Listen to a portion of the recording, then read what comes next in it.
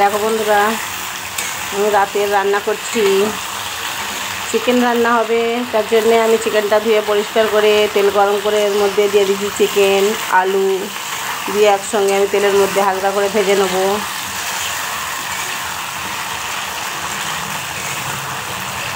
দেখো বন্ধুরা, চিকেন তো অনেক রকমভাবেই রান্না করি, এভাবে আজকে রান্না করে দেখি, বন্ধুদের রান্না করে দেখায় কিরম লাগে।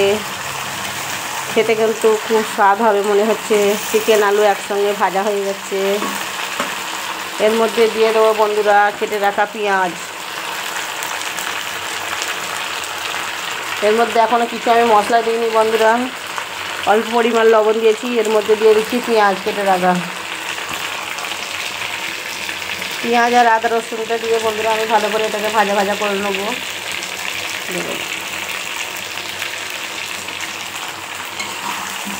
ভাজা ভাজা হয়ে গেলে বন্ধুরা তারপর আমি মশলা দেবো এর মধ্যে।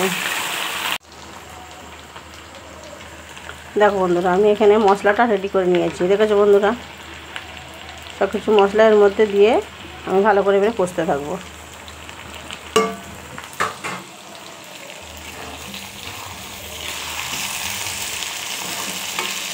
ঘরে থাকা কিছু মশলা দিয়ে বন্ধুরা আমি এই রান্নাটা করছি।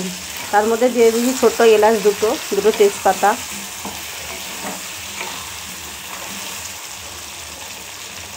রান্নাঘরে থাকা কিছু মশলা দিয়েই আমি করছি দুর্দান্ত স্বাদের চিকেন রান্না।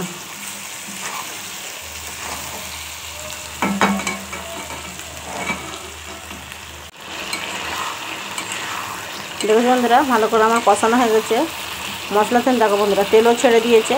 এর মধ্যে আমি এবারে পানিটা অ্যাড করে দেবো।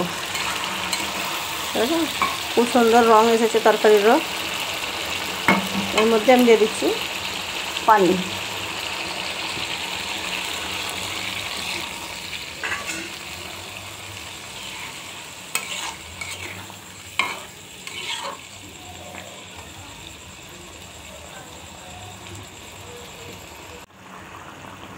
দেখো বন্ধুরা, আমার তরকারি প্রায় হয়ে এসেছে।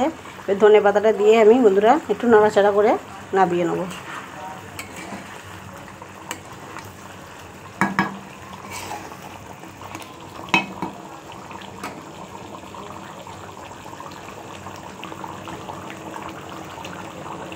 দেখেছো বন্ধুরা, কত সুন্দর কালারও এসেছে, খেতেও জাস্ট লাগবে মনে হচ্ছে।